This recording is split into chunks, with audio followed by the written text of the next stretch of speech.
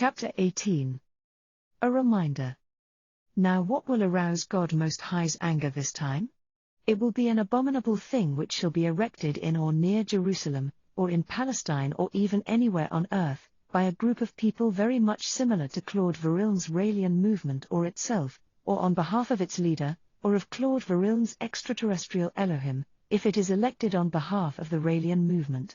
And that abomination will be in honor of Satan. It will be a building, or rather, a palace.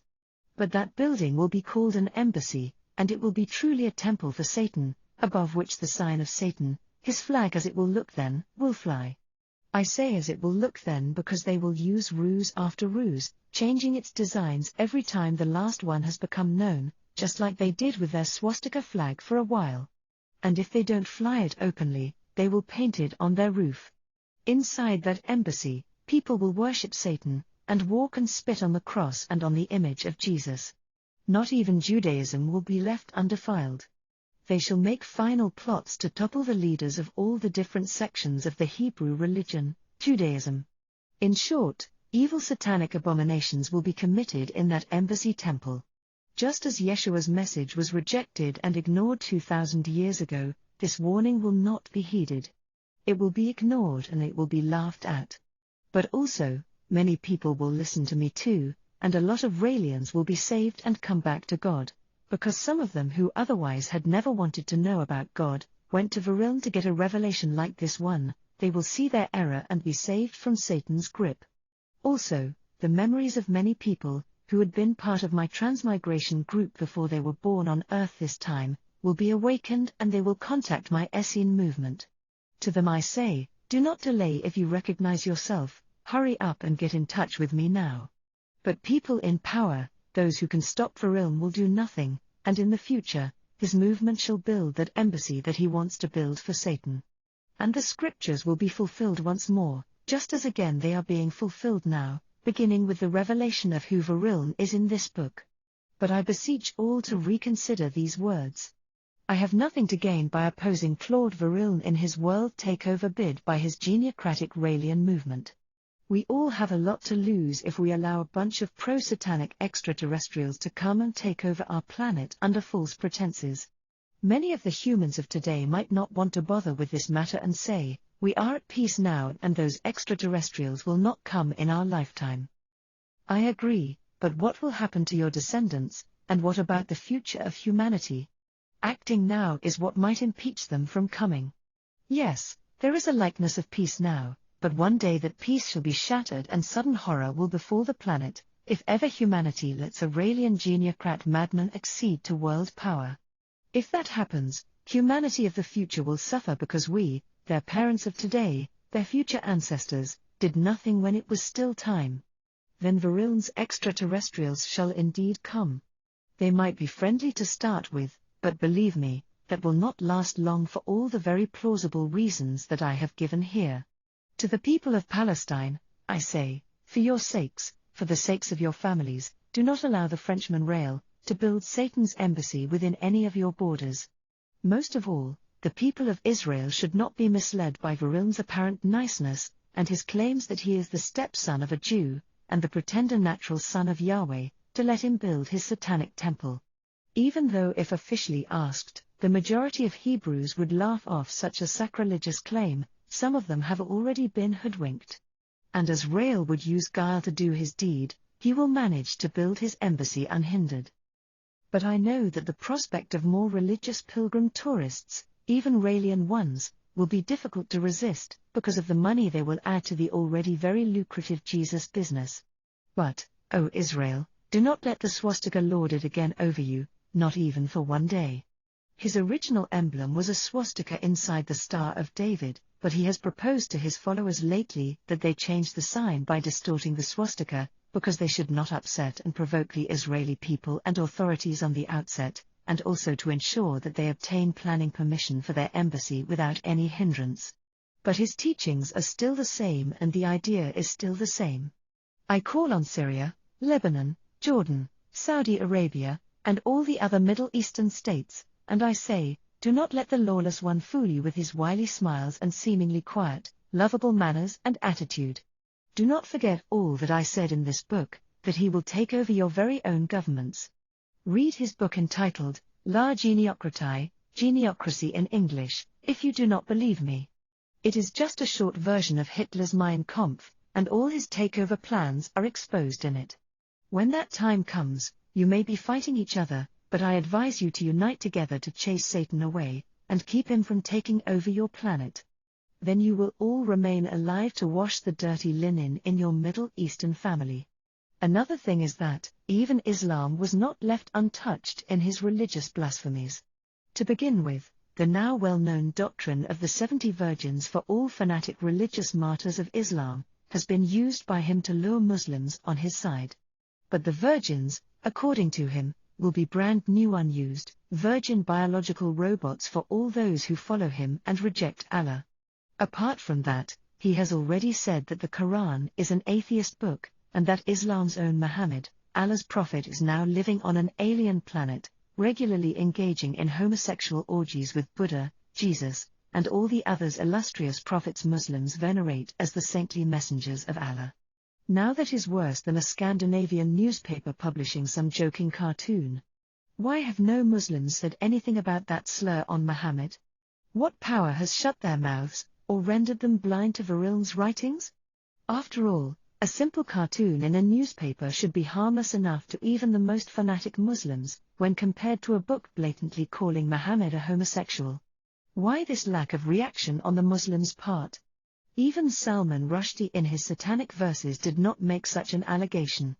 To all heads of states of democratic governments of the world, I advise them to oppose any party that preaches Viril's geniocratic theories.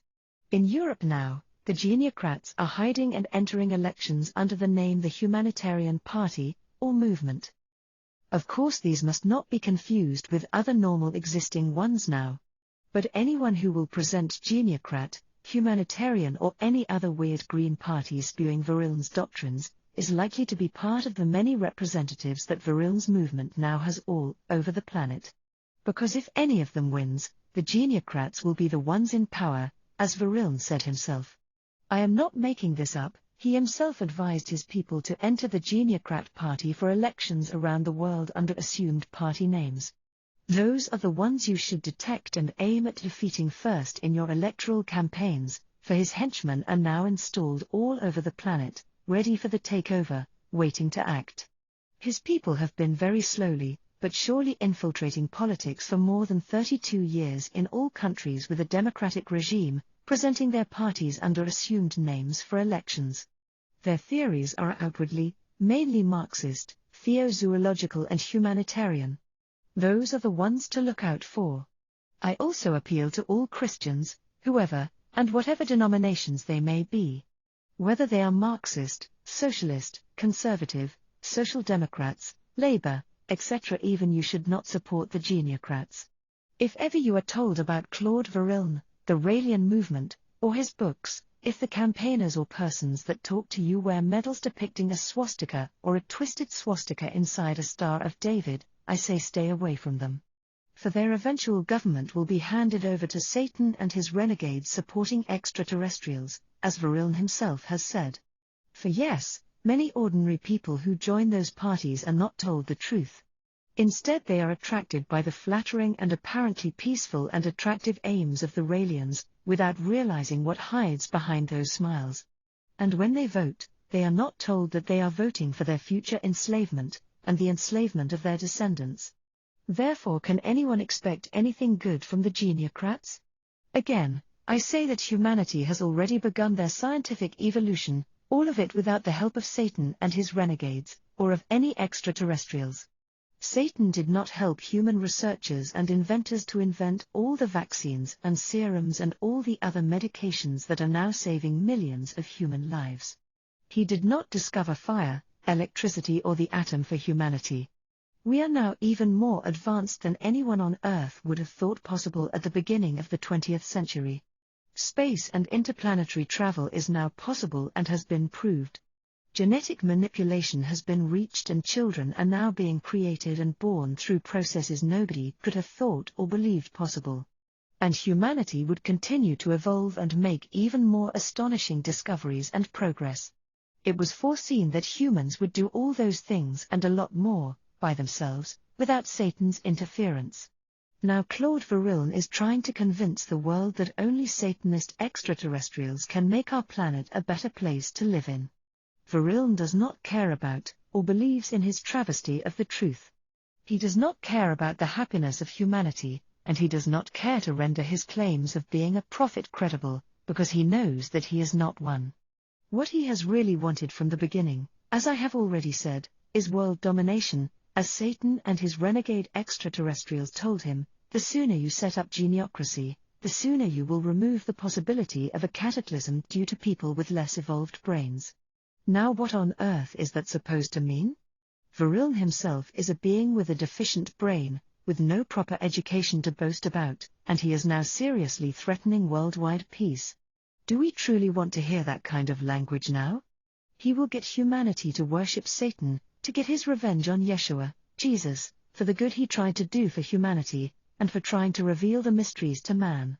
But do we truly want to follow or worship Satan instead of God? Do we truly want to become perverts, all of us? Once more, I say that Satan is not welcome on earth. Neither his government nor his company are wanted here. He is the enemy of Yahweh our Creator and Father, and he is disobedient to God the Mighty One, therefore he is not our friend. Claude Verrillen and his perverted pygmy aliens should go where they belong. To hell. Now, if Verrillen will try to deny these true statements, let him answer these very simple questions to the Raelians, his own followers, concerning his books and his lies.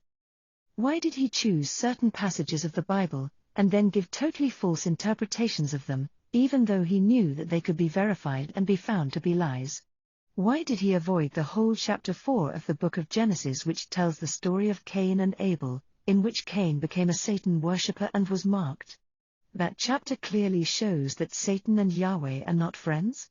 Why does he glorify Lucifer and Satan while he makes Yahweh and Yeshua, Jesus, to be liars? Why did he hide the fact that a real-life war did take place during Lucifer's rebellion?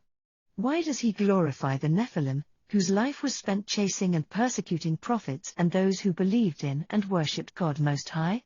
Why did he lie that Satan and his angels, the renegades, have been forgiven and been recalled back to heaven, and have been warmly welcomed there? Why did he lie that the people of Israel descend from the Nephilim? Why did he say nothing about all the devil worshipping which is written about, and condemned all over the Bible, a practice that is still forbidden and for which people are severely punished by God the Mighty One? Why does he declare that there is no God, when he knows that there is? Why is he trying to usurp Yahweh's place and honor, to give them to Satan? Why is he lying that he is the awaited Messiah when he is so immoral and different from what the real Messiah, as a God-fearing personage, should be?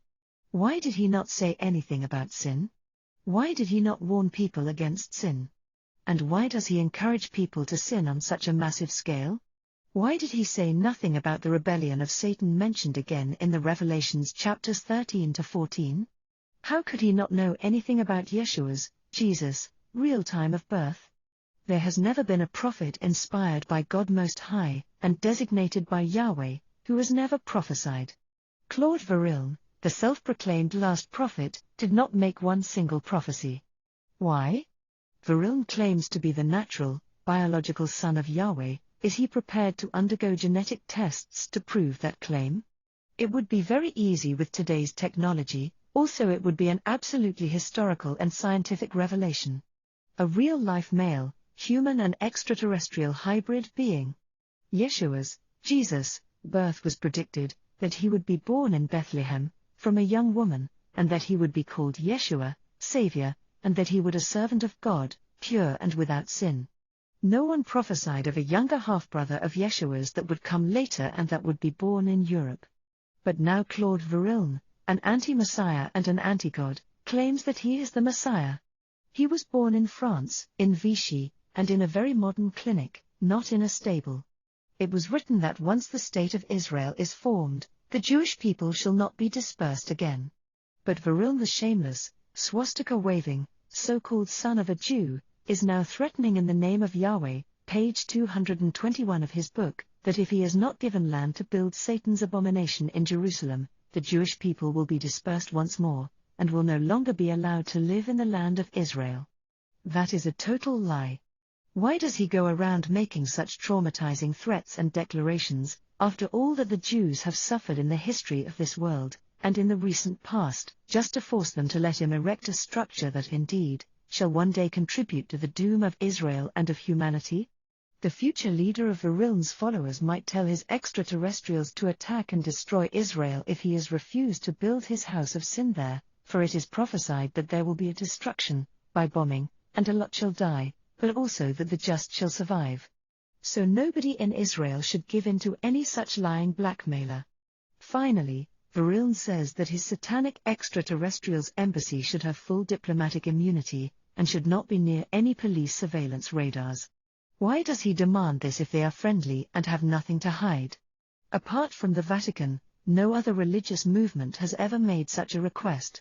But then the ambitious Viril says that he is the Pope of his religion, and therefore wants to be equal to the Roman Catholic Pope in every way. So why not have normal diplomatic immunity, like the Roman Catholic Pope? Therefore, all of you who read this, remember that Jesus said, "People will faint from fear as they wait for what is coming over the whole earth, for the powers in space will be driven from their courses. Then the Son of Man will appear, coming in a cloud with great power and glory. When these things begin to happen, stand up and raise your heads, because your salvation is near." Luke 21:25-28. That is what Yeshua, Jesus, is supposed to have said about the coming of the being that shall come, the one that we call the future Messiah. He did not say, the next Messiah will come and be born in France, as the Messiah of the Apocalypse, to teach people to disobey all the teachings Moses and all that the other prophets have taught you. And that he will then teach all humanity how to become perverts. Then he will go to Israel to beg for land to build a temple, an embassy for Satan. Because Satan and I shall come together to reign jointly, because, you see, I am not truly a Christ. He, the pervert one, is the one you should be waiting for. My visit has been nothing but a waste of time and a joke. No. No. No. No. No. Yeshua, Jesus, did not make such a prophecy. How can humanity, therefore, be fooled by such an obvious liar as Claude Viril? Then WHO, or what is Claude Viril? Viril is the most wicked, heartless and evil person that I have ever come across. In order to serve Satan and achieve his own aims, he has used, fooled and exploited everyone who has ever been in contact with him, his old grandmother, his own children, his ex-wife, all his followers and all his friends. This is even more horrible because he did it deliberately. Because he was given a chance by Elianin not to serve Satan, and he refused, as I have already revealed here. His poor grandmother, the old woman that brought him up, joined his Satanist religion, and he went ahead and sealed her on the forehead to Satan. The least he could have done was to tell her not to join, but he did nothing of the sort. He fooled his ex-wife and children by not telling them that he was a con man and a Satan worshipper. And by the time when I last read his magazine, he had even begun using his, then, Japanese girlfriend Lisa Sunagawa, encouraging her to claim that the Elohim are now contacting her too. At least she is no longer in a carnal relationship with him now. What next? Would she have been presented and paraded around as one of the women from the planet of the Elohim or one of their daughters too? That poor woman's soul would have been damned. Another thing, every woman who has the misfortune of having a carnal relationship with Viril is personally marked by Satan, and can be used for anything. I again remind you of Rachel Fandai Liard as an example and a proof. After having sex with Viril, she came to England as an angel of death, and tried to murder my little Yahweh, just because of his name.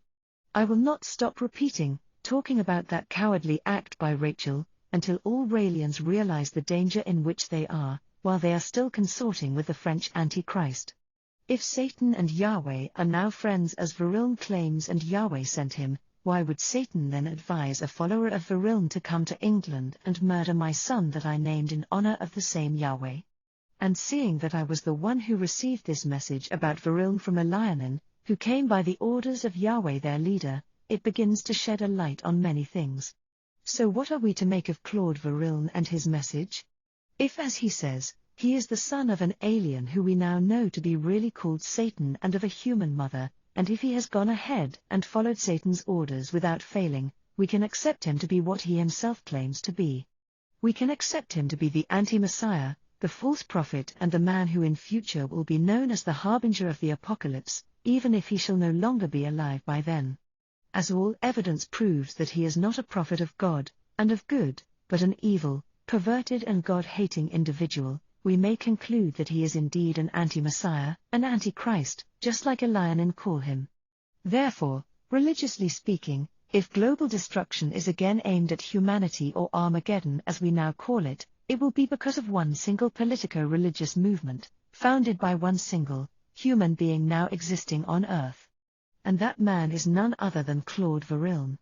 He does not have to be alive when the destruction comes. But its coming will be directly connected with his teachings and his movement's political activities. Elianin told us earlier on here that punishment and destruction have always come to a great deal of humanity when they had rejected God, and worshipped and given honor to Satan and the renegades, and turned to using abominable and savage behavior against each other, and against those who are faithful to God. Most of all, punishment has been meted out, every time a building is erected in or near Jerusalem, and anywhere in Palestine in honor of Satan or in his orders, and also if any kind of worshipful activities are held in such a building, which are not in honor of God, or when a holy place that was erected in honor of God is officially and openly desecrated in honor of Satan, and if any blood is shed there, as a sacrifice to any other but God the Mighty One. It happened during the time of Enoch. It happened during the time of Noah and the flood. It happened to the people of Sodom and Gomorrah. It happened at Babel. It happened at the destruction of the first temple. It happened when the Hebrews were taken into slavery in Babylon. It happened during the reign of Antiochus Epiphanes. And the last time it happened was when the Romans occupied Jerusalem, when idols were brought in the temple precinct, and human beings were sacrificed and their blood smeared on the holy altar in honor of Caesar and the gods of the Romans. Therefore, if Varilne builds that embassy on earth and it is officially dedicated to his Elohim, the fate of Israel and of all humanity will be sealed once more. Then God help us. Now, to all those people who have always believed that the Dome of the Rock now standing in Jerusalem is the prophesied abomination, I say that they are wrong. The Dome is a Muslim place of worship. And the Muslims are a very religious people, and let us not forget the Arabs now present in Palestine are mostly descendants of Abraham, the patriarch of the Hebrews. Despite their differences, the Hebrews and the Arabs worship one same God, the God of Abraham, whom Yahweh, the leader of Elianin believes in, obeys and represents. Therefore, the problem of the Dome of the Rock is just a human one, a descent between the cousins that the Jews and the Arabs are. Nothing will happen to humanity coming from God, because of its existence in Jerusalem. But the building that Varilne and the Raelians, or any other Satan-favoring group in any name, are planning to erect is a different story. Now Yahweh, the one who knows, declared through the prophets that humanity would never again be destroyed by water like during the flood, but that if it ever were to happen as he knew it could, it would be by fire or explosions. However, he did not say that he would never again be angry with humanity, or never to destroy them if they again engaged in Satan worship. And such destruction would be regardless of religion, country, and race. The clear warning here is that if in the whole of earth, that is, in every country, Satan worship is practiced en masse as an official or state religion, there will come also a worldwide destruction. Satan worship exists now, worldwide, though unofficially for the time being. We also have established here that the actual religious movement of the Antichrist is deeply rooted in Satanism. Satan has given Rael his power, his seat and his authority. We know that he is known all over the world as his prophet. Varilne even declared that he was personally initiated in satanic practices by Satan himself, and he has claimed that he is Satan's natural, or biological, son. Before his followers, he now wields the same authority as Satan, as he works and does everything on Satan's behalf, and with Satan's help, Varilne is capable of wielding the same power, of performing the same feats and miracles as Satan himself. It is written, And I saw one of his heads as it were wounded to death, and his deadly wound healed, and all the world wondered after the beast.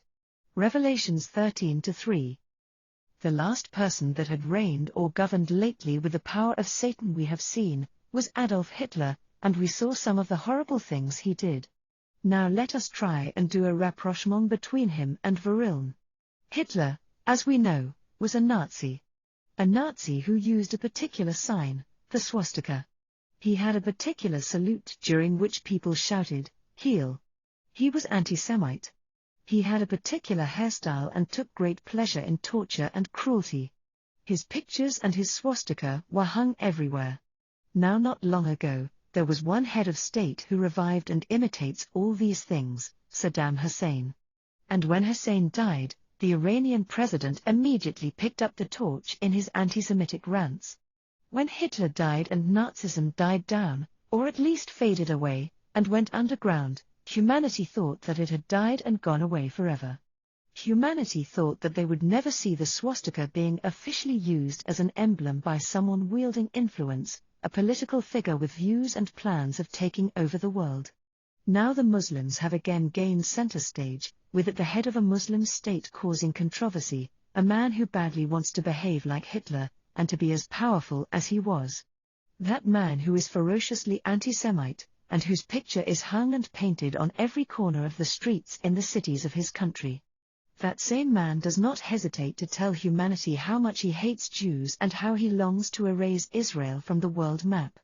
As we now know, the Antichrist will take over from one such power, to bring the culmination of the war between Elianin and the renegades and their partisans on earth. The Armageddon War, as is the commonly known name of that war on earth. And surprise, the same anti-Messiah has now taken over from where Hitler left off, determined to succeed where Hitler failed, and following his advice and tips and methods step by step. Now look at this grid. Hitler Rail. Party. National Socialism. Realism Geneocracy. Regime. Nazism. Geneocracy. Emblem. Swastika. Swastika. Dream. Aryan Genial Master Race. Aryan Genial Master Race. Religion. Satanism. Satanism. Wants. German World Empire. World Geniocrat Government. This shows that Wilhelm is reviving the beast which was wounded with Hitler's death. People have begun to wonder at how Satan worship has again risen on earth. People are surprised at the late sudden rise of anti-Semitic demonstrations and clashes in European cities. After what happened during the Second World War, people were wondering whether they had another Hitler on their hands with Hussein. But he was not a Satanist or even an atheist, neither will any other Muslim political leader, similar to him, be. So when such a leader will start trouble in the future, he will be crushed by the world powers. On the other hand, Rael is. From the moment he founded his movement, his followers began plastering swastika signs everywhere he appeared. Nazism was wounded to death. The wound which came with the fall of Nazism has been healed, and been brought back to life under the name and form of realism. And with this book the wondering will be even more enormous and will spread worldwide. We can compare what will happen to what is predicted in the book of Revelations. It is written, everyone worshipped the dragon because he had given his authority to the beast. They worshipped the beast also, saying, who is like the beast? Who can fight against it? The beast was allowed to make proud claims which were insulting to God, and it was permitted to have authority for 42 months. Rev 13:4-5. We understand here that the beast is a person with a mouth. The same way Satan gave power to Hitler by possessing him, the same way Claude Wilhelm has Satan's power by being, if we are to believe Wilhelm's own claims, his natural son. Today millions worship Satan, the same way as Raelians worship Rael's alien Elohim, among whom are Satan, Lucifer, Belial, Leviathan, etc. There are more than 250,000 Satan worshippers in England alone. In America, there is an estimated 600 or more churches dedicated to the worship of Satan. And Russia until recently was mainly atheist, and all of her citizens are mainly drawn toward occultism. The worship of Rael's aliens will even increase, which will provoke God's anger like it was provoked when humanity was destroyed with the flood, and when the people of Sodom and Gomorrah were decimated. And if the French Antichrist's party and religion finally take power of the world, the influence of its leader at that time could be such that Christians and those of other deist religions would feel that even Christianity and faith in God have no chance of survival. The Raelian geniocrats, atheists and Satan sympathizers would brag then that nobody can make war with their leader and Satan, or with the geniocrat regime. Everybody on earth knows just how Hitler verbally abused God and the Jews. And even without reading Rael's books, a lot of what he says and teaches has been reported in this book, and all of it is nothing but blasphemies. And if his representative, by that I mean the leader of his movement, ever takes power, it would not last very long. But Veril's own power, which started in 1973, when he first talked about meeting Satan and wrote his book, will not last much longer. He is going to be badly handicapped when the world truly awakens to his malefic presence. That, I can promise.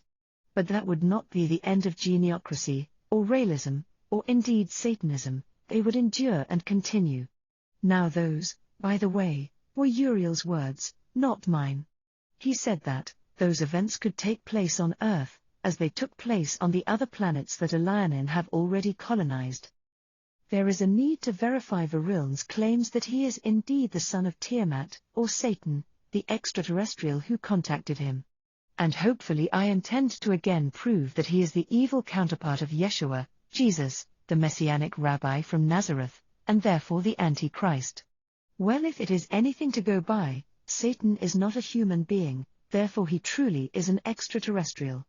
We can say that he needed to be on Earth in human form, in order to carry out the decisive and final work against the King Messiah who is to come. But he no longer has the divine power of the Holy Spirit, which he had before, and then lost. Therefore, he could only use science. Veril's mother, if we believe his story, was kidnapped, and thus began Satan's own quest at having a child born on Earth, a child that should be his, that should be part of him. He began first by implanting one of his own cells to incubate inside Veril's mother. If that was the case, she was truly 100% a surrogate mother to Claude Veril. We may also assume that not even one of her ovules were used to make the child.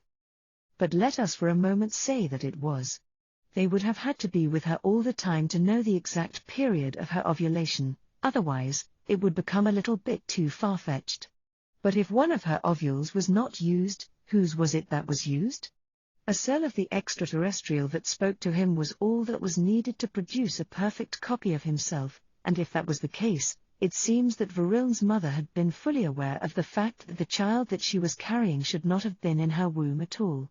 In that case, the child was a total mystery, and she wanted absolutely nothing to do with that freak of a baby. Her early treatment of Veril would then suggest that she was aware that something was not quite right with that son. Maybe she had taken her Jewish lover after she had begun to notice certain changes and anomalies, in and on herself in that case? Changes that might have suggested to her that she had mysteriously become pregnant without having consciously had any sexual contact with any man, things like, maybe one missed menstruation followed with nausea. Or did she have any particular or abnormal cravings? Any swelling of breasts or fainting spells? May we then conclude that her rejection of Claude Veril suggests that she did not want to be associated with this son she certainly knew not to have naturally conceived, for the pure fact that at the time of his conception, she neither was married nor had a male lover? In that case, to Mother Veril, Claude certainly was an anomaly. In the light of this, is it not about time that the French and world media focused more on the evasive Mother Veril and her closest friends? For I am sure that if she is still alive, only she can show the true light requested of her by her son's followers, and by mankind, on the subject of this demonic son of hers.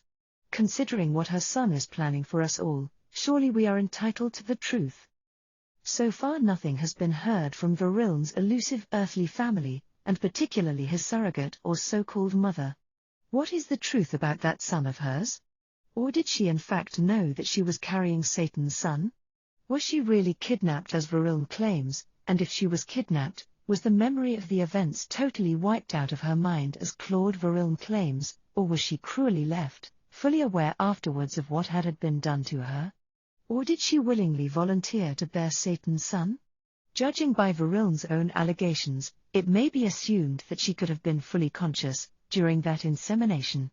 If, therefore, Verrillen's conception had been a totally non-sexual one, and his mother's body had been used as a surrogate human incubator to carry baby Verrillen, who was already a fully fertilized embryo at the time of the implantation, assuming that Satan himself told her who he was, what he was doing to her, and why he was bringing his own son in the human world through her, for Mary was told about her pregnancy and her future son Jesus, and if, after telling her the truth, he also wickedly did not wipe the memory of the events out of her mind, would that not justify her future behavior towards that child she knew was not truly hers?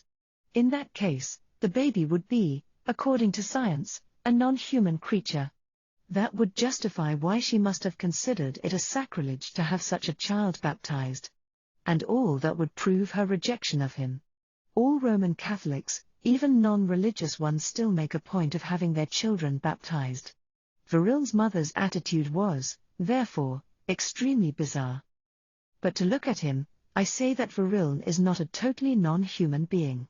Now let us also say for one moment, that Verrillen is a half-human and half-alien evil prophet, if we compare the behavior of Mary, the mother of the one who came to be known and revered by the Christians as the Son of God, with that of the mother of Verrillen, the son of Satan. My deductions are proved right. Now check with me on this grid. The Virgin Mary, Mother Verrillen, was prophesied about by many prophets. She was not.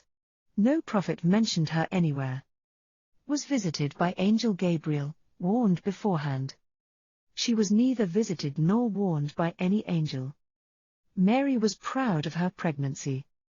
Mother Verrillen was full of shame. Mary openly displayed her pregnancy. Mother Verrillen went away and hid. Mary was full of Holy Spirit and sang with joy. She was not. And she sure was not singing. Jesus' birth was a happy event with cheering angels. 3 astrologers came from afar with expensive gifts. Claude Verrillen was born in total secrecy. No one was told. There was no joy, and no celebrations. Mary loved, cared for, accepted Jesus. She was full of shame about him. Mary cared for and looked after Jesus herself. She gave him to her mother and sister.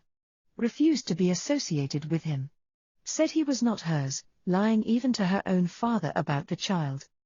Joseph loved and cared for Jesus. His father went nowhere near him. What was his name? Jesus was proudly presented to God in the temple.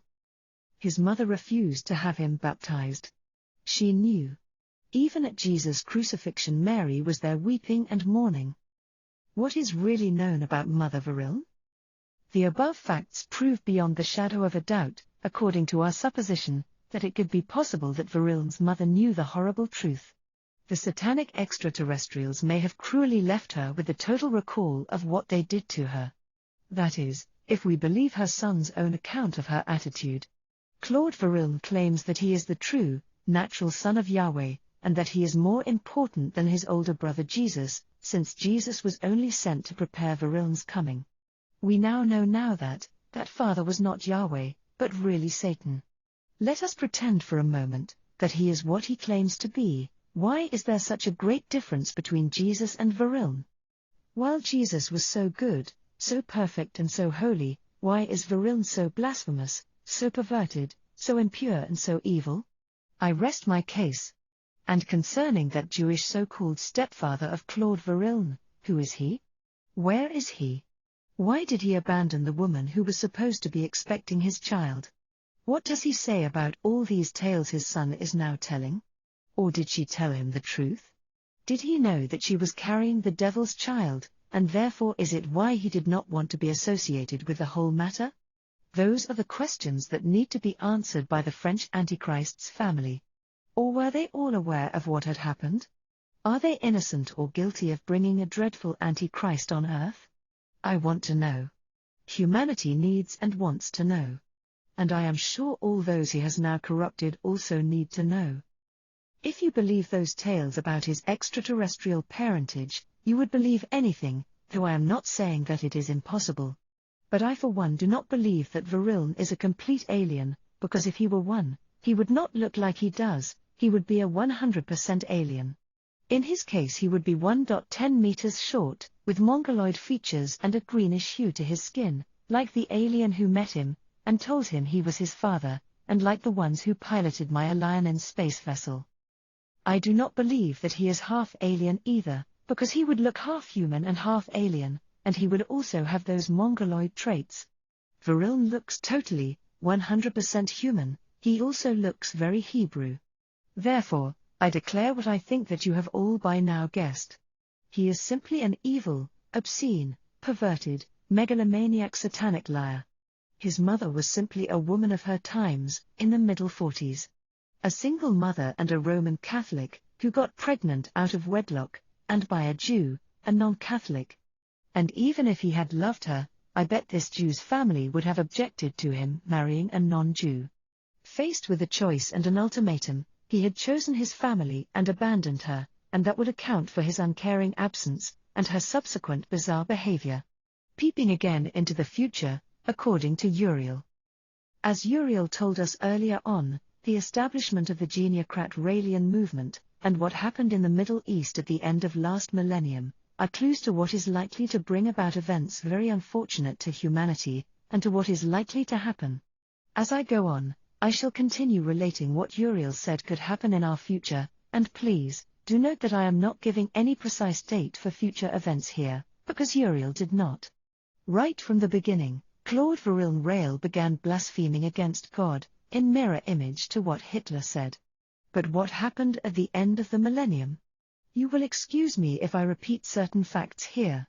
The state of Kuwait was invaded by Saddam Hussein, a Hitler clone whose dream was to create a Muslim world superstate. But this time, Saddam was thwarted in his ambitions, because the world united together and actively opposed his actions, and helped free Kuwait. He bombed Israel, but he was warned that his actions would not go unpunished. And we know what happened. Iraq is now worse off than many third world countries. Also Muslim states now know that if Israel is attacked, her allies will rush to her help. The same goes for any other country they might be tempted to invade without reason. In the same way, we see that if the nations of the world had opposed Hitler sooner, millions of Hebrews would not have been murdered like they were, by the Nazis. The same in future, if humanity does not pay attention, events might take a different turn and the outcome could also be different. Here I will continue to tell what I was shown on the big screen on the last day when I met Alionin. Uriel told me. Now look and see what happened to many of the other planets similar to Earth that we have colonized and populated with human beings in this universe. The same has been prophesied by many Earth prophets as likely to happen to Earth. Many changes are coming to your planet, some good and some bad. But all is not going to take place overnight. For all to be accomplished, it will take thousands of years. Events that would be decisive could take place, starting from the year 1993 and culminating at the end of the following millennium 2993. Many governments will rise and fall. Many discoveries will be made scientifically and the lives of all shall be changed because of them. Then at the end of the coming millennium, if no attention is paid to your book, or to the warning of your followers who by then will also be counted in thousands, even in millions, the Raelian movement will by then have become a powerful, major worldwide religio-political movement to be reckoned with heads of states, powerful aristocrats, royals and fabulously wealthy people amongst its ranks of members and supporters. And again, if the warnings of your followers are not heeded, the renegades would by then have entered in contact with many of the Earth's governments, and with at least one superpower. Those events will provoke those members of your movement to vocalize their warnings, but they would be ignored and laughed at. The renegades would have given much more technological knowledge to these cooperating nations, also helping them develop more sophisticated and deadly weapons. Thus their initial warnings through Viriln, to the world nations about disarmament, would be proved to have been hypocritical. By then interplanetary travel would have become common, many moons, and at least 2 planets of your solar system would by now have been terraformed and colonized, with commercial and vacational travel between planets taking just days instead of weeks and months. Travel to the furthest ones, taking only weeks and a short number of months instead of years. On Earth, the following will be available thanks to you, or to your followers, that is, thanks to your teachings in the use of the mysteries. Immediate transporter technology, moving people and goods from one country to another, and from one planet to another. Cloaking devices will be of common use to many military and defenses authorities and for the protection of royals and heads of states. There shall no longer be many idiots or simple-minded persons thanks to a discovery allowing to cure all kinds of brain damages. Again, stronger, larger and even more beautiful and habitable pyramids will be built. Africa will become great once more, if the whole continent unites first and becomes one country, like the United States of America. But this time, these pyramids shall stand everywhere, and even in the country of your origin, not just in Egypt. A new cure of male infertility and female barrenness will be made common. Also your followers will become extremely wealthy with a discovery facilitated by the mysteries, allowing them to make even more perfect precious stones, gold and silver in laboratories, as well as chemicals that no other nations will be able to own. That will be something that will be particular to them, but only if you teach the mysteries soon. When you get established. If you get established. Therefore you should arrange everything as you have been instructed in order that what comes from the mysteries remains firmly in the hands of the Essenes, and of your descendants. And sophisticated weapons designed to keep peace worldwide will also be made by your scientist followers, also thanks to the mysteries. Those are only the few things I can disclose, but a lot more was shown me. Also there would be at least 10 geniocrat governments, and amongst them one superpower. That is when the beginning of the end shall come. By then, a Raelian temple disguised as an embassy would have stood in the Holy Land or somewhere else on Earth, for at least 2 centuries. Raelism would be by now one of the world's major religions, and Hebrews would have become a major part of its followers. Very slowly, thanks to Raelian lies and beguiling, all Jews would be brought to accept the swastika, or the geniocrat symbol as it would be then, and not to associate it personally with Hitler's Holocaust. Hitler is dead, they will say. That was then, this is now, it is old stories, they will say. The widespread Raelian way of life would by then have reduced most of Earth to the moral state in which Sodom and Gomorrah were at the time of their destruction. On the religious fronts things by now would have changed. Hindus, Christians and Jews are considered superstitious in their beliefs.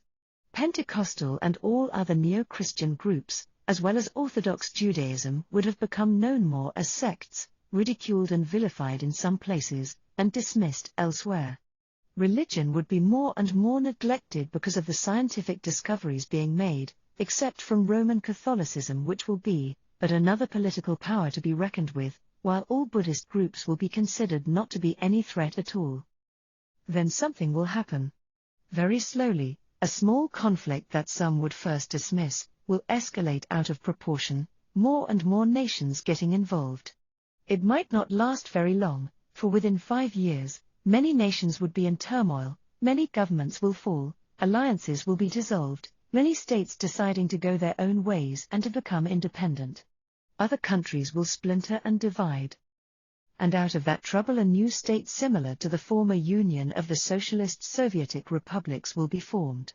This new superstate will be democratic in all appearances but still different.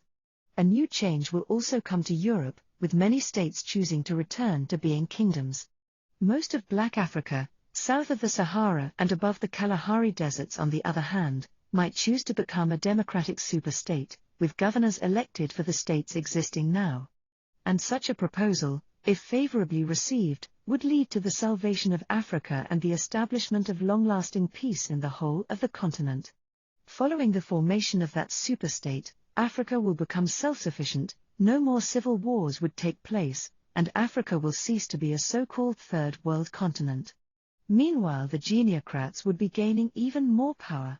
In Israel, a temple, similar to the first 2 that were destroyed, would by then have been built, or would be in course of being built. The main branches of the Jewish faith will be, by then in the course of being organized, if not already done, and very well established, and a religious high priesthood court composed of representatives of all the branches already in existence. Immediately after the end of the building of this Jewish temple, it will be consecrated with the first sacrifice being made, and from that moment, people will no longer go to pray at the site of the Wailing Wall.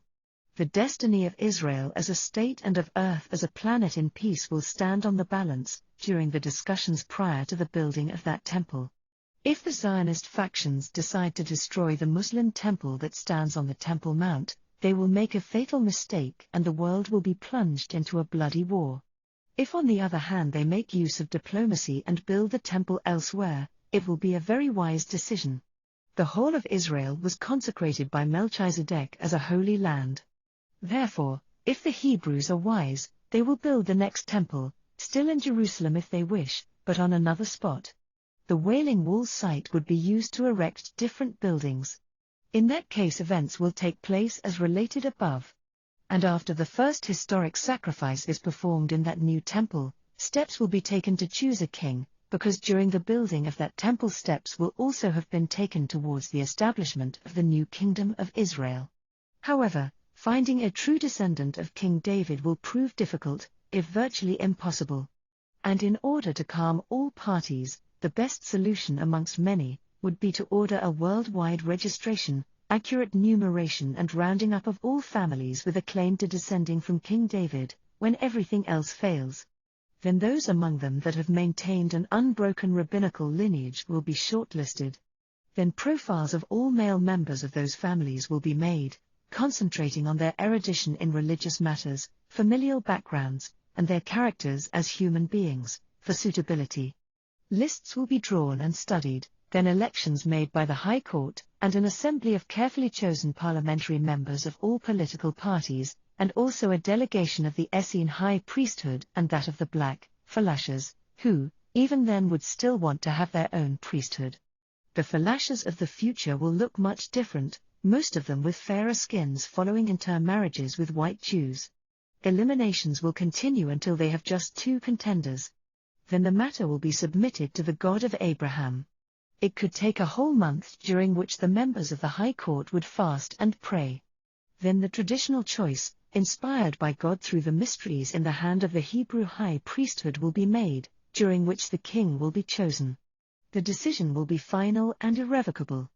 Then the king will be announced and anointed, then crowned before the people with the media of the whole planet in attendance. Once chosen, he will be accepted by all. And his family will immediately become the Israeli royal family. The families of the others that had been chosen as royal candidates would all be given titles, and become the first group of aristocrats of that new kingdom. More time will pass.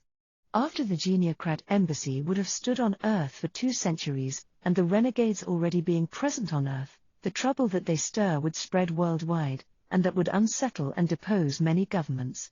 Now remember that I said that the activities of one particular leader of a Middle Eastern country at the end of this millennium will serve as a clue to events happening at the end of that future millennium. Well, the leader of a Middle Eastern country, probably the same country as before, or one of the neighboring ones, begins again to make trouble. But this time, he will be prepared.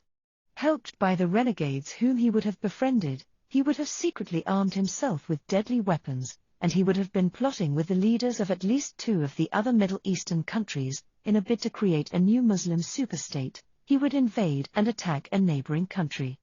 This time when he is asked by the Western Alliance of all United Nations to retreat, these other Arab states would intervene, ordering the Allies not to interfere. But the Allies will take a chance, believing that these states would not risk losing them as political and economical allies. Big mistake. Finding their warnings ignored, these Arab states enter into the conflict, and attack Alliance armed forces. The one who started it all would call all Arab states to rise into a holy war. The Allies would retaliate and the new East European superstate would side up with the Middle Eastern states, and before long, there would be wars being fought quite half-heartedly everywhere. Even civilians in all involved countries would begin attacking immigrants from enemy states. As a result, diplomatic ties might be severed and embassy staffs be recalled. During the many scuffles and exchanges, Several lost missiles fired from Arab countries would find their way to Israel, where they could cause extensive damage and many lives would be lost. For a while, confusion would reign in the Holy Land, during which dissension will grow among political parties, the High Court and the King, who will probably be a firm friend of the Geniocrat religio-political leader, would ponder over what measures to take following the attacks. By now the Geniocrat leader would openly be flying his alien's flag above his base, which would have been even more enlarged, and would also have become the official home and embassy of the renegades, when they would be present on Earth. With the weakening of the Israeli government and of the High Court, the Geniocrat leader might seize his chance, because he would by now be a very powerful personality to be reckoned with, both in Israel and throughout the world. He would have become accepted by the Jewish religious High Court, courted by and rubbing shoulders with all politicians and ambassadors from around the world, many of whom will be his followers, and staunch Geniocrats. And he will begin to campaign for a change of government, helped by the renegades who will now be constantly by his sides, by his millions of followers the Raelians, and by the king who would have by then become nothing more than a puppet at his hands. He will quickly win the support and admiration of the insecure Israeli people, who would now be afraid of losing their homeland again. Before long, the Geniocrat party could be elected in power, unfortunately just as the unrest would begin to die down around the world. The change of situation would be talked about, and astound many nations. And suddenly people around the world would be presented with this new dynamic and charismatic phenomenon of a man, little realizing that by electing him, the Hebrews had given power to the renegades under whose orders he really will be. For some time everything will be well in Israel, which suddenly will become the most famous and powerful state on the whole planet. The renegade scientists will work together with the Israeli scientists, helping them get technologically ahead of America, Europe, Africa, and the new democratically elected East European superstate. Around the world where all secret Geniocrat parties would by then have come into the open, they become the majorities in all senates, parliaments, and assemblies. And everywhere a Geniocrat councillor or member of parliament is elected, a renegade will be dispatched to become his personal advisor, acting as a minister without portfolio. Before long, the Geniocrats are in power around the world. The new Israeli Geniocrat leader strengthens ties with superpowers around the world even more, sending renegade scientists, geneticists, nuclear physicists and more, to help them in their researches, and very soon the renegades become indispensable. Then a Geniocrat voting Raelian, who will also be a biological engineer and a geneticist, would devise a new computerization method, helped by the renegades. He will begin to work on the alteration of the human DNA. Then he will create a virus, a biological one, which could be inserted into a microscopic computer chip and then introduced virtually anywhere. This work, with the help of his alien mentors, will take less than a year to accomplish. In countries like China, Japan, Korea and Mexico, where Geniocrat Raelians will be numbered in millions, contacts will be made with governments and deals and agreements come to. Thanks to that, technological and scientific progresses will be quickly made, and with the ensuing publicity, the whole world, seeing the enormous riches made, and the power gained by these first countries, would also begin to use these computer chips. These will be found in everything from household utensils, machines for the home, cars, trains, homes, telephones, doors and lifts of buildings. The system will be very simple and useful. Thanks to his discovery, the man will win worldwide acclaim and become very wealthy and influential, the friend of all heads of states, kings and religious leaders. He even would become one of the biggest private owner builders of fleets of interplanetary, computerized and solar-powered shuttle crafts, which would slowly become preferred and virtually will replace private airplanes for the rich and famous, and for the powerful, being faster, lighter, easier and safer to handle than ordinary planes. With the worldwide gaining of power of the Geniocrats and the influence of the renegades, the situation would begin to change slowly for all those who will not be Geniocrat Raelians in general, and for those who would still believe in God in particular. They would be openly discriminated against, they would be constantly arrested on false charges, imprisoned and released without explanations, and openly criticized about their outdated, superstitious and obscurantist beliefs. Their religious services would be regularly disrupted, and hit with exorbitant taxes on all their properties. At the instigation of the renegades, the leaders of geniocrat parties in all countries would be called to a secret meeting during which they would be advised to go and campaign for a world geniocrat government. Community and religious sect leaders everywhere may be asked to influence their congregations to vote in favor of a geniocrat world government. Very soon elections would be conducted. The results will be unanimous and the world geniocrat government will finally see the day. Geniuses will be chosen from every country in the world to sit in the ruling geniocrat council of the sages. All of them will later turn out to have been genetically engineered by the renegades, and their intelligence quotients to have been tripled or quadrupled by them. The formation of that council of the sages would presage nothing good for those who believe in God, because for them, persecutions would only worsen, most of their human rights being taken away. At the time when that council of the sages is formed, the geneticist I have just spoken of will be again encouraged by the renegades to work on new computer chips, but these ones will be a bit different. They will carry every bit of information that could ever exist on a citizen. The chips will then be inserted on a part of the individual's body, under his skin, and all computers will be programmed with the software to read those chips. Once perfected, the procedure would immediately become a law. Everyone around the world will receive an implant, except from the chosen few, such as kings, heads of states and acceptable sect leaders. Once this law is implemented, people would be discouraged from carrying money, paying all shopping, clothing, and household bills, and other things simply by having their implants scanned. With that, everybody will be under control of the geniocrat state. All new information concerning everyone would be regularly updated on the chips. All details of criminal offenses, family, health, home and life histories will be noted. Soon life would be made miserable for those found not to carry any implants. They would be set apart, singled out, and it would become virtually impossible for them to conduct business, to find employment and even to obtain hospital treatment unless they agree to be inserted with the chips. The geneticist will develop new viruses which would be inserted with these chips, just as people will begin to form resistance groups and to organize branches and cells around the world. These chips will then be tested on people in hospitals, in detention centers, and on some people singled out according to their skin color, their religious beliefs, and their political inclinations. Some of the chips will carry illnesses destined to heal, to aggravate or kill the carriers at a certain destined time. The subjects would then be discreetly watched and the results would be noted. The effect of the chips destined to dissolve and kill the subject on a specified date will also be monitored. With the results being found very encouraging, and conflicts with the resistance groups of the people of God becoming more frequent, animals would be deliberately contaminated in grand numbers with a plague, and people would be asked to go and be vaccinated against it. That occasion will be used for the first mass campaign of genetic ethnic cleansing by the renegades. Not only would those who believe in God become victims, many other groups of people would be targeted.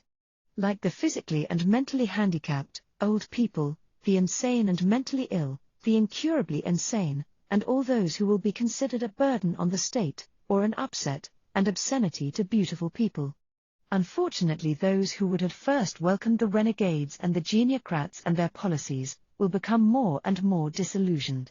Suddenly, belief in God will be officially abolished in favor of atheism and Satanism, which will become the only state religion, and believers in God will be driven underground. People like Christians, Mormons, Jews of all factions, Hindus, Muslims will find it very difficult to regroup openly for worship, so that no one will find where to get baptized by immersion in water. Spies would be placed everywhere and other people will become Raelians, atheists and Satanists simply for peace of mind and for fear of persecution.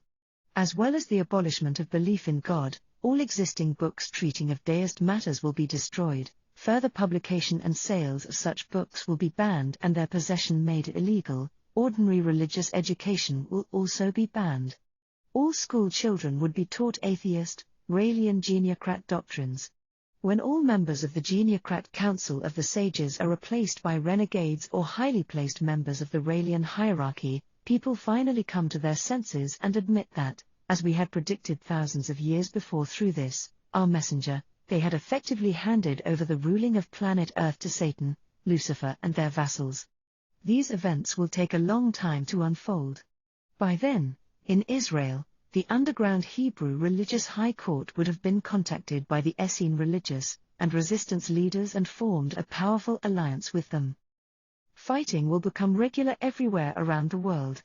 Large swastika flags and other genocratic flags of different designs will be flown everywhere, and Satan worship will abound openly in the Holy Land.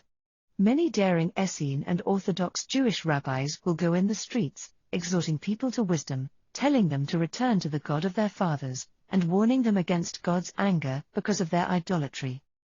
Amongst these, two would arise, who will very easily draw crowds everywhere they go, exciting the crowds to anger against the occupying alien forces. Now the resistance fighters, the groups that are for God and against the renegades, would have begun to undertake the task of contacting Elianin to ask for their help, as the renegades had finally announced that they are the ones in power, and that those who refuse to submit shall be exterminated. The joy that humanity had felt at welcoming the renegades now turns to horror, because while the renegades had made them rid themselves of their powerful nuclear arms, they had been very busy developing sophisticated weapons such as had never been seen on Earth, and the countries not ruled by a genocrat government find themselves in a very vulnerable position, unprepared, powerless, and unable to defend themselves. They have to depend on primitive weapons such as machine guns. All armies of those countries unite themselves with the resistance fighters, who are again being called zealots and other names, all over the world. In the Holy Land, the two preachers who would have by now been arrested would be taken to the Hebrew temple, which had till then stood unused for some time, the new religious high priesthood court having been banned from sieging there, or holding religious services. Instead, one of the flags of the renegades is flown on top of the genocrat temple, or embassy, where Raelian meetings are held, with feasts and orgies in which anything goes.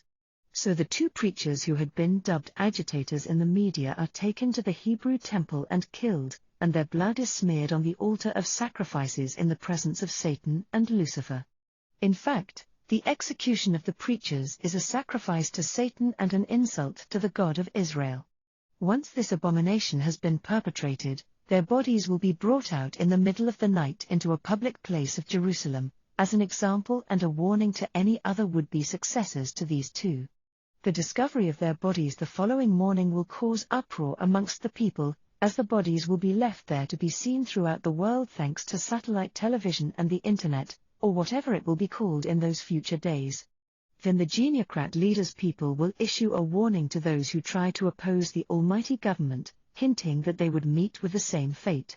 The murder of these two holy men, and the sacrilegious desecration of the holy temple, will then be what will set off the actual big world war, because by now the resistance armies would have reassembled and organized themselves into an all-powerful world army, each branch of it fighting the occupation forces closest to them. After years of fighting, during which half or three-quarters of the world's population would perish, and when the resistance troops would begin to lose hope, the armies of Elianin would appear in the skies in fleets of powerful space vessels, after having defeated the troops of the renegades stationed on Earth's moon, and the other moons and the space stations of this solar system. Then Elianin will fight side by side with Earth's resistance armies, to defeat Satan and the renegades and their Earth collaborators. The fate of the planet would then depend on the weapons used in this great war. If nuclear weapons are used, the planet would have to be evacuated, and the survivors will be taken to one of our planets similar to Earth, that we have already prepared in this galaxy, and are now ready for colonization by the human race of Earth. If however weapons that might not make human life impossible on Earth are used, we shall bring the personage that you have been waiting for on Earth.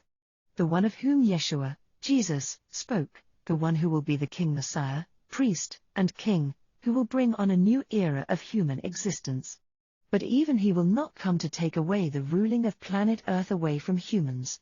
He will only help to organize life and new governments, after that war, because the situation will be such that if left alone, humanity would be set back hundreds, if not thousands of years, by civil wars, disorganization, illness, hunger, and such like matters.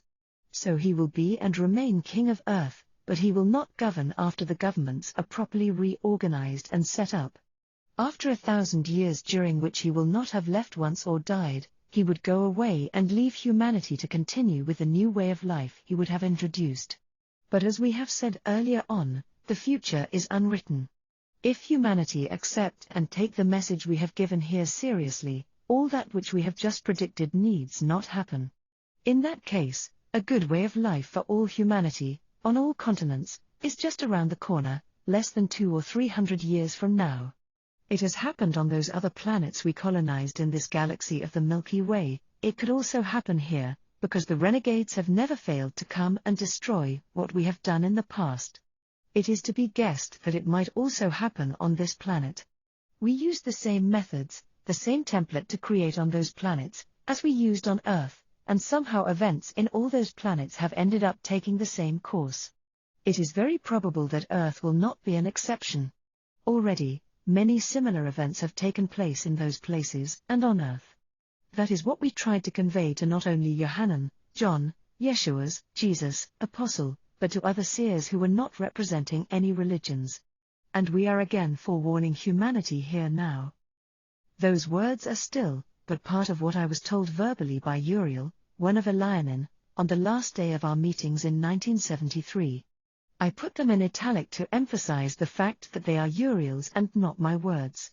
So again I say, Christians, Jews, Muslims and all humans who believe in God in your own way, unite.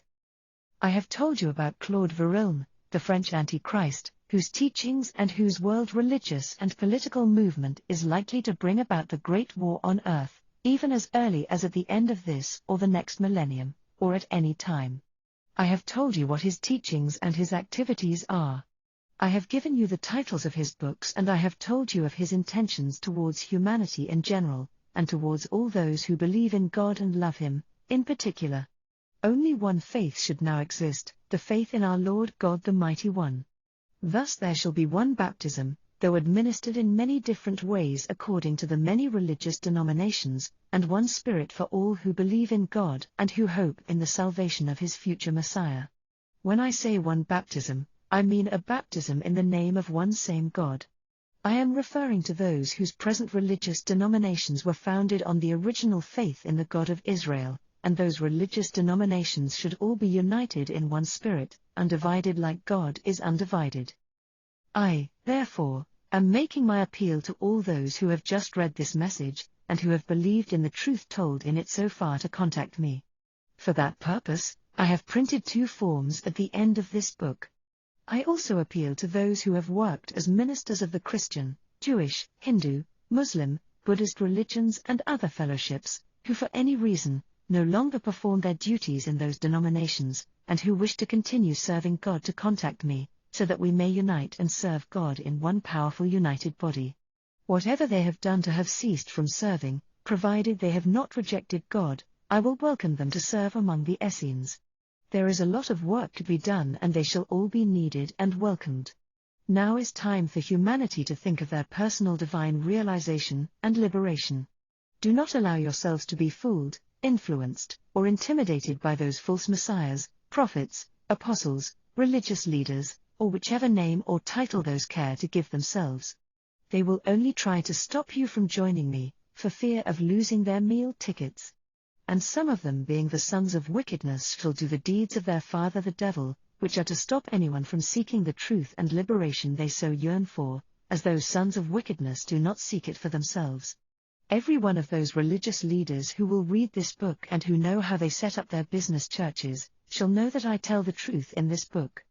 Therefore, those who from the start were willing to serve God and who are disappointed with where they are now, who are frustrated at not making any progress, feeling that they still have not found what they were looking for, or their purpose in life, those who feel that there is still something missing, even after they had served, and who have recognized themselves as being part of my soul group as instructed by Uriel earlier in this book, please write to me, fill in the forms provided here, so that I may begin to help them, and give them what is theirs by divine right of inheritance. Come now and join the order of the Essenes that I have now set up, to begin realizing your divinity, and to help me to run this Essene order as Elianin urged me to. My appeal is not only for those willing to serve, but also for all readers of this book who recognize the truth in it, and who also are interested in realizing their divinity. Come also, and let us put down the foundation of what would one day constitute the progenitors of the members of the resistance armies of the lovers of God, the army of the Most High God. If you believe that there is truth in what has been recounted here, do not just sit there with the thought and wish in your mind. Write to me, fill in the form, be part of it, and do something constructive to make that dream a reality. Humanity must not believe that they shall be excused from ignoring this truth. All those belonging to that church of Satan, the Raelian movement, whether they are simple believers or also serve in it, must come out of it now. Come and know your true creators, and to serve God in a proper new way, with like-minded people, and save yourselves at the same time.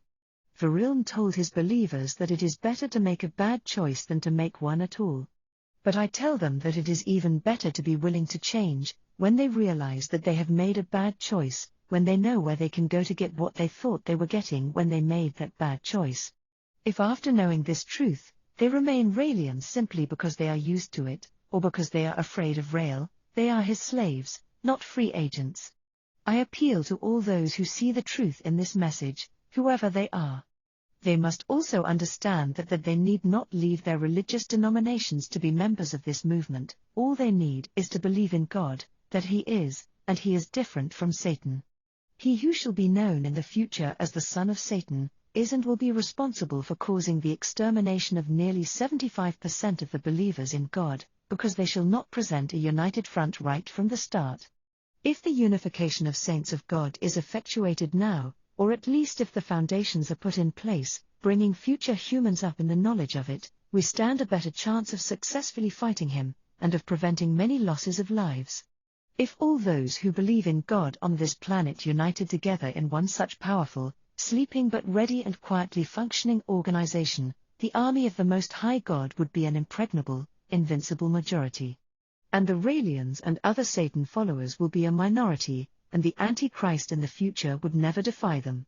But because of the fact that religious divisions have lasted so long, because of the obstinacy of people blind to the truth, and because of their unwillingness to submit themselves to the will of God, they shall be exterminated physically and also die spiritually, missing out on the divine realization which is theirs by right of birth. For Verilm's main aim is neither for the geniocrats to rule this planet forever, he himself knows that it is impossible, or to be a religious leader forever, himself.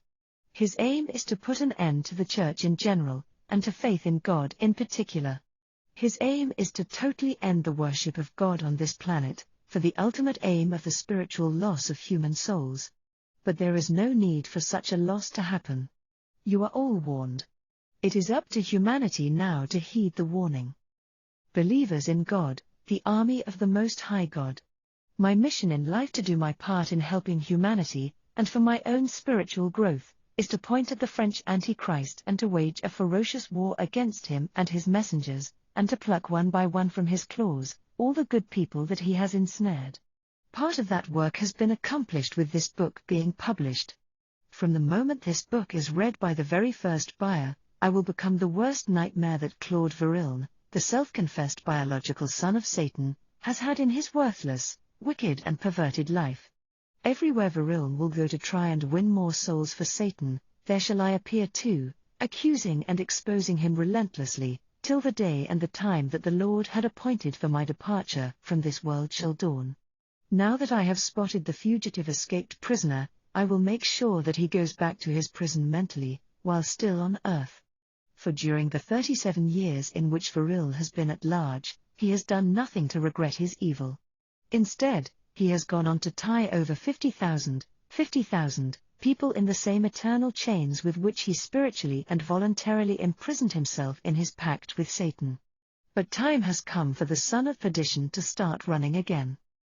Then I shall build the community in which those who come to me for the quest of their divine realization will be trained, protected and mentored. There, they shall be able to evolve in peace, without being bothered. When I say I shall build, I mean myself, and the thousands of valiant helpers, who I know are already out there.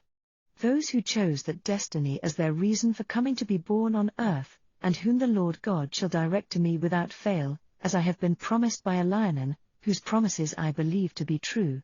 There I shall teach the Essene wisdom to them, and the mysteries to those amongst them who shall be most dedicated and willing to progress, and who prove themselves to be worthy of such a sublime gift. Also, let us not forget that I am to set up the foundations of the resistance movement, for the tribulations that shall befall the people of God during the occupation of the renegades, and in the ensuing battle war of the Antichrist, that will take place in the distant future, and that I have profusely described and discussed throughout this book, as Elianin instructed me to do. I know that I have repeated myself a few times already, but the subject matter necessitates it. We do not have much time, therefore write to me to put your names down and to join up. Time will come when all Christians, Jews, Mormons, Muslims, Hindus, Buddhists, and just about all those who believe in a God will be hunted down, persecuted, tortured, shot and sacrificed. I did not invent this, Elianin say so, and I believe them. If we rally and begin organizing our resistance movement now, those who shall come after us will be prepared, they will fight back earlier, and stand a better chance of surviving when troubles shall begin. The movement is more than a resistance movement. It is a charitable organization that will comprise a chain of welcome centers for leaving the Raelian movement, or escaping various satanic sects and organizations of different denominations, and other such groups. It will be for people who have read this book and believe in it, and who are willing to learn again to know and love God, without the restraints of the religions in which they were brought up as children. By that I mean they will be told the truth concerning some of the threats they have received over and over again in order to remain attached to those religions, threats that should not have been made in the first place. It will be for those who simply wish to become Essenes, and who have always wanted to know more about the Essenes. In general, it will be for those who need breathing space, and seek to get their ideas and minds in order with like-minded people. It will also be a place where those who have lost hope because of their immoral, dishonest and criminal pasts, but who are sincerely willing to change, will be able to come for help. It will be a place where people who have been rejected, banished, or excommunicated by hypocritical religions, which had mentally terrorized them, telling them that their many sins cannot be forgiven by God, can come and get the relevant truth and proper guidance. It will be a place where those willing to serve God as Essene monks and nuns, and those willing to realize their divinities, shall be given the Essene divine law by proper scholars, before being sworn in and taking the appropriate vows that need to be taken before being introduced to the mysteries and the divine realization process, if they show themselves to be honest, willing, determined and worthy. Yeshua, our Rabbi and Master, recommended those who came before us not to set jewels before swine, and to give gold only to those who know the value of gold and prize it. The movement shall have branches all over the world, and most of all, wherever there is already a branch of the Raelian movement or a large satanic community. Access to all our camps, and residence at all its communities and shelters, will be available to all fully signed and regular members. There shall be a quarterly, subscription-only magazine which shall help all members to remain in contact. Failing that, we will have a website accessible only to members. We already have a meetup group and a Facebook group page called the Order of the Essenes. Activities at Essene camps shall include scriptural studies, strong spiritual development and improvement in the way of the Essenes and of the Apostles and Nazarenes who were the first followers of Yeshua, our most recent spiritual leader till this day. In fact, we shall endeavor to live like them, as was witnessed by my ancestor Yehuda Olevi.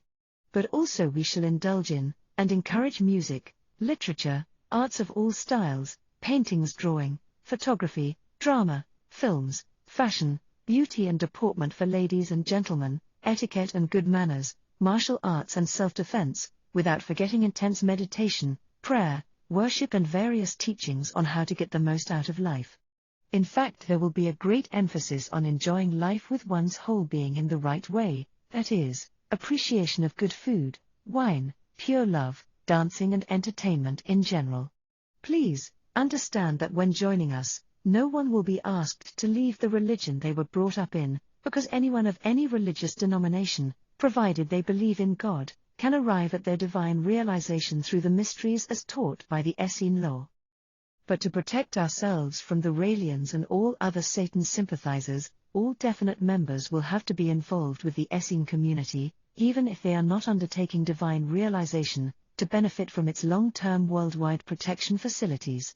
Only this offer does not extend to those ex-Raelians not willing to commit, because for us they will remain Raelians until they openly reject their adherence to them.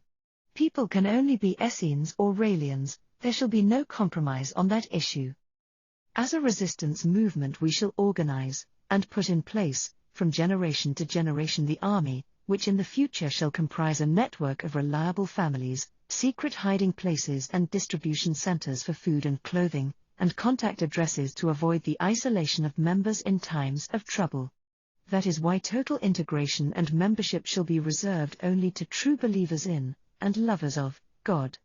Of course, there shall be a permanent home and lodgings for those who shall be active members in the movement, and for those who will prefer to live within the community, living the Essene way of life full-time.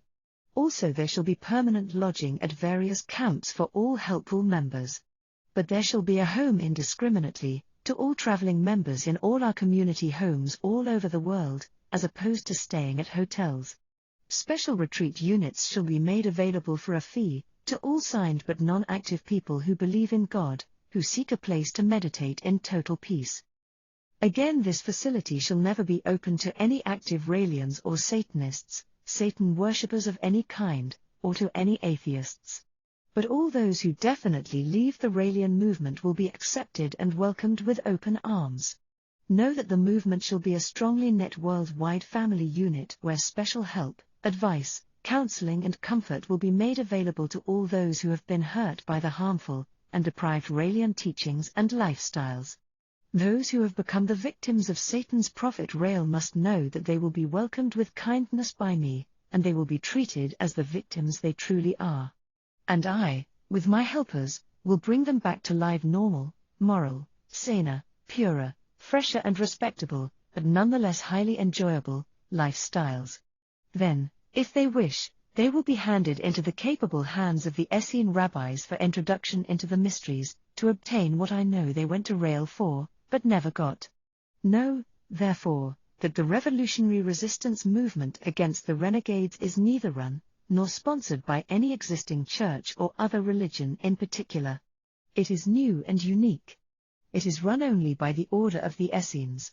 It has been set up on the instructions of Elianan. I have dedicated it to Uriel, the leader of the group of Elianan who gave me the message transmitted in this book. Therefore, the part dealing with life and all material activities will be usually known as the Urielian movement. We shall, in that name, be known as the active, worldwide underground resistance, the solidarity movement of the saints and children of God, the army of the saints of the Most High God. The Rosicrucians and Freemasons exist. The whole world has heard of them. Now is our turn. We, too, have set up the Urielian movement for those who staunchly believe in God. We are therefore a serious, but different sort of resistance movement. An organization whose only aims, apart from having lots of fun during the coming centuries of peace, shall be to prepare the help, escape routes and survival of its futures members and their families, during their times of tribulation, of those who believe in God. But all those members of now and in the future shall get something in return, out of the Essene order if they so wish, and that is their divine realization. Until the war with the renegades comes, we will not do anything, or engage in any activities such as those that lead to world conflicts. All members shall remain normal citizens of their respective countries of birth, respecting all laws set in them, including military service and training if it is compulsory, or when they are called in. If they are already part of their country forces when they join us, they will be expected to fight alongside their compatriots in case of war.